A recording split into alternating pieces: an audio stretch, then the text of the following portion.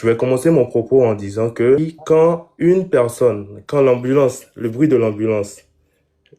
l'ambulance dérange quand ce n'est pas un des vôtres qui est à l'intérieur. C'est parce que vous n'êtes pas dans le cas aujourd'hui que vous vous dites que la déclaration, le test publié par M. Candidat Zanaï est une fausse déclaration et qu'on ne doit pas forcément se baser sur ça et on doit attendre maintenant que les gens de la société civile, les gens des organisations onusiennes ou de je ne sais quoi d'autres puissent montrer au créneau aujourd'hui pour dire que Candidat Zanaï est vraiment dans des situations déplorables. Mais avant les déclarations de M. Candidat Zanaï, avant la sortie de Maître Aboubakar Baparapé, si vous suivez l'actualité, la famille a fait une déclaration dès le début, dès le départ, et a notifié que pendant la garde à vue de M. Candidat Zanaï, quand il était à la BEF,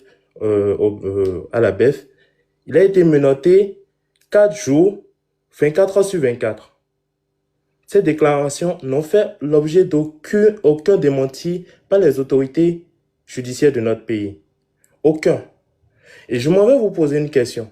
Est-ce que vous pensez, en l'état actuel, que ce gouvernement en place, ce système en place, aurait eu des preuves contre Candidat Zanaï et n'aurait pas exhibé ça sur les médias, comme dans l'affaire de Oswald Omeki et de Bokor Olivier? Vous pensez vraiment qu'aujourd'hui, le pouvoir actuel aurait eu des preuves contre Candidat Zanaï, ce même Candidat Zanaï, oublions même qu'il soit mon partenaire, oublions même qu'il soit mon père, oublions même qu'il soit quelqu'un de ma famille. Vous pensez, en l'état actuel de la politique béninoise, qu'ils auraient eu des preuves et ils n'auraient pas exhibé? Ben, ça aurait été une médaille pour eux. Hein. Mais pour revenir sur ce que vous êtes en train de dire, qu'on ne doit pas s'alarmer. Le président Candidat Zanaï, il a gardé le silence depuis plus de 6 mois. Il a fait le choix de rester silencieux, pas parce qu'il est impuissant, pas parce qu'il n'a rien à dire. Et je pense que si moi j'aurais été le président Candidat Zanaï, j'aurais décidé de tout déballer parce qu'il n'a pas tout déballé. Moi, vous me connaissez peut-être pas, je suis son fils, je suis son Benjamin, mais il n'a pas fait l'objet, il n'a pas déclaré tout dans les moindres détails. Parce que je pense que s'il avait déclaré tout dans les moindres détails, nous serions dans un scandale politique aujourd'hui au Bénin.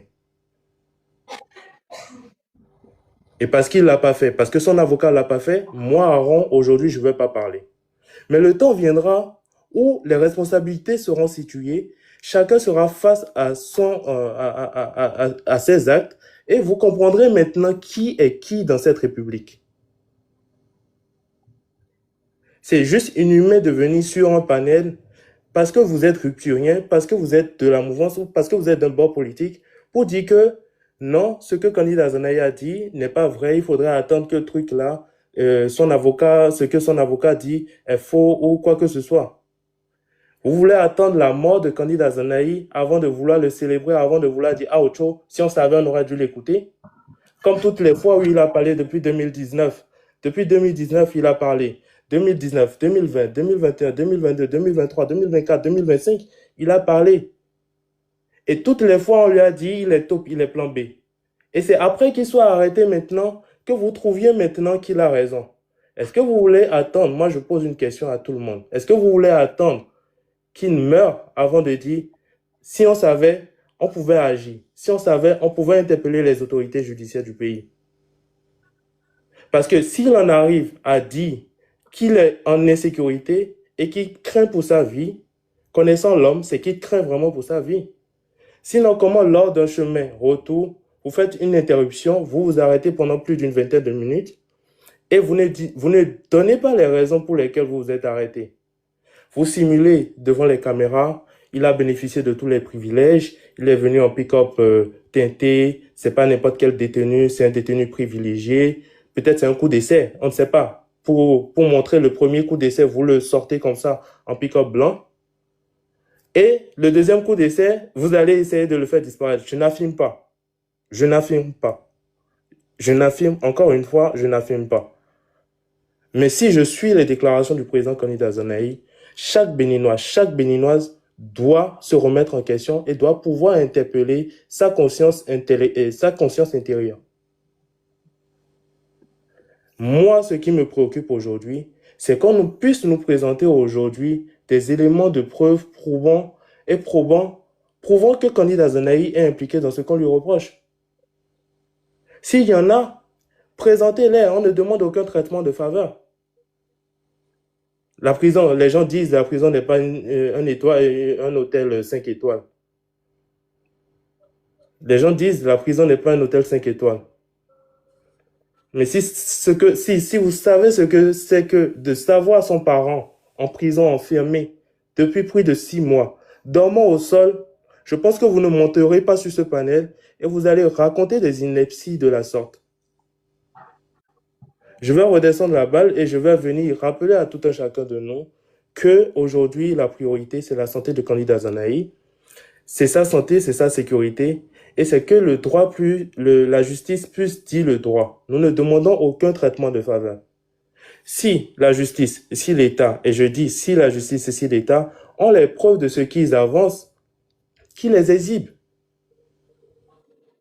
Qu'ils les exhibent. Et s'il est coupable, ben qu'il puisse à peine. Mais je vous dis, ils n'ont aucune preuve. C'est mon père, je le connais, j'ai grandi avec lui, je suis né avec lui, je sais quelle personne il est. Il aurait pu rester dans ce gouvernement en tant que ministre délégué chargé de la Défense. Et il aurait bien pu bouffer, hein. Ça, je le dis à qui veut l'entendre, il aurait bien pu bouffer. Il aurait bien pu rester là, profiter des avantages, des privilèges. Mais si c'est pour en arriver à là, il s'est sacrifié pour le peuple. Il a sacrifié toute sa vie, toute sa famille pour le peuple. Et que sa famille et son épouse et sa femme ma mère à qui j'aurai un hommage ici, est en train de vivre tout ça. Et que vous soyez aujourd'hui dans cette posture de venir dire que, ah non, on ne doit pas s'apitoyer sur Azanaï, laissez-le faire si. Je vous demande quel genre de politicien vous voulez pour notre État, quel genre de dirigeant vous voulez au final. Des gens qui volent, des gens qui marchent sur l'intérêt général. Si c'est ça que vous voulez, bah on vous laisse la politique du Bénin. Mais si vous voulez des gens qui se sacrifient pour l'intérêt général, des gens qui disent la vérité, des gens qui sont prêts à sacrifier leur intérêt personnel pour défendre l'intérêt de tout le monde, des gens qui sont prêts à sacrifier l'intérêt de leur famille pour défendre l'intérêt de la masse, si vous voulez ça, soyez honnête avec vous-même et osez dire la vérité à ceux que vous soutenez.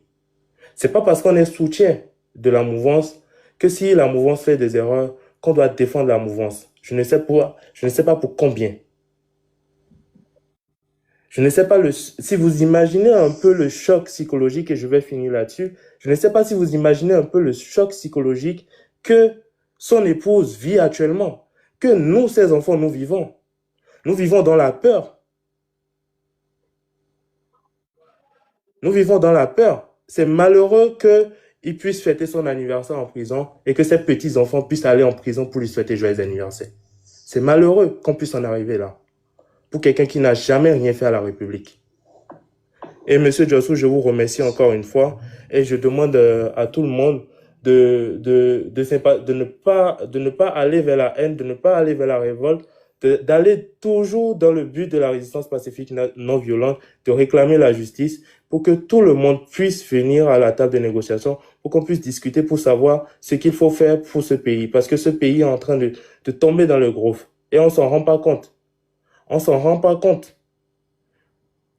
Les familles comme Olivier Bokor, les Bokor, les Aïvo, les Madougou, tous ceux-là, les exilés politiques, tous ceux-là, tous les bords confondus, tous les péchés confondus, ne méritent pas ce qu'ils sont en train de vivre à cause de la volonté personnelle d'une seule personne ou d'un seul clan. Parmi eux, il y a des gens qui ont volé. Parmi eux, il y a des gens qui ont détourné l'argent de l'État. Parmi eux, il y a des gens qui ont tué. Alors qu'ils répondent de leurs actes et on verra si maintenant la justice, elle est transparente, la justice, elle n'est pas personnelle. Et le dossier, il est vide, je profite pour le dire, le dossier, il est vide. Et dans les prochains jours, il y aura des sorties en concert avec son avocat pour montrer ce sur quoi ils sont en train de se baser pour dire que Candidat Zanaï aurait commandité un coup d'État. Et je pense que le jour quand ça va sortir, tout le monde se rendra compte que ce dossier est vide et qu'ils ont privé Candidat Zanaï de 6 mois de sa vie. qui dédommagera ces 6 mois, qui dédommagera sa famille, qui dédommagera tout son entourage de cette perte et de cette perte qu'il a eue pour l'État béninois. Si c'est comme ça quand on doit servir l'État béninois, qu'on doit aller dans l'intérêt général, ça ne vaut pas la peine. Autant avoir je veux pas citer des noms, des mafieux à la tête de l'État et chaque Béninois va faire son truc là. Mais c'est pas ce qu'on veut pour le pays. Et j'ai mal pour la jeunesse parce que moi j'appartiens à une jeunesse et je vois ces jeunes en train de prendre ce qui est en train de se passer comme un modèle. Ce n'est pas un modèle. Ce n'est du tout pas un modèle. Du tout pas. Du tout pas. J'ai de la peine chaque fois que je parle de ça ici. Je vous remercie.